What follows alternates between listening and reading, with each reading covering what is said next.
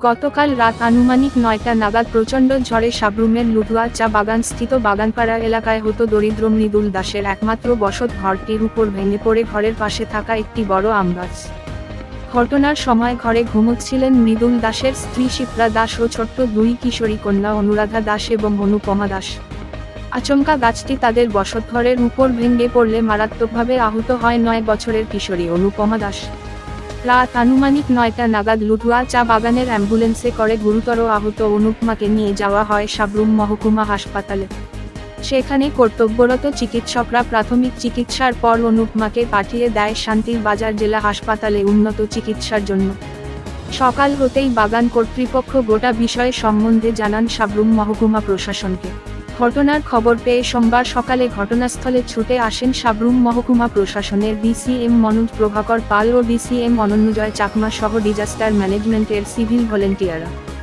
ঘটনাস্থলে পৌঁছে গোটা দল পতিত গাছটি সরানোর কাজে হাত দেন এবং মহকুমা প্রশাসনের পক্ষ থেকে ক্ষতিগ্রস্ত হতদরিদ্র মৃদুল দাসের পরিবারের পাশে দাঁড়ানোর আশ্বাস দেন।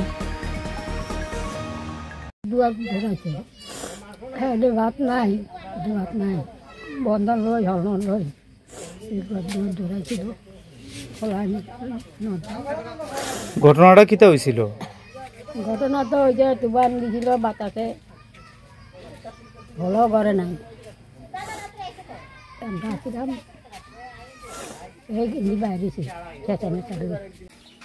আমার নাম রঞ্জিত সিং, লুধুয়া সমবায় সমিতির প্রেসিডেন্ট।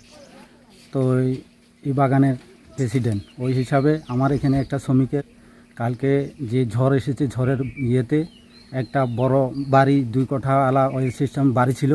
বাড়িতে তারা মায়ের ছায় অনেকটি ছিল।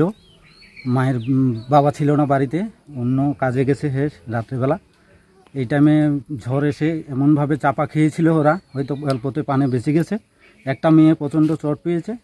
আমি প্রশাসনের কাছে আমার অনুরোধ থাকবে এই পরিবারটাকে হেল্প করার জন্য, এই পরিবারটাকে পুনর্বার ঘর পাওয়ার জন্য এই আবেদনটুকু আমি রাখছি। সেই প্রশাসনের বিষয়টা নজরে যেমন যায়, তার জন্য আমি মিডিয়ার বন্ধুদেরকেও বলছি যেমন এই বিষয়টা প্রশাসনের কাছে যায়।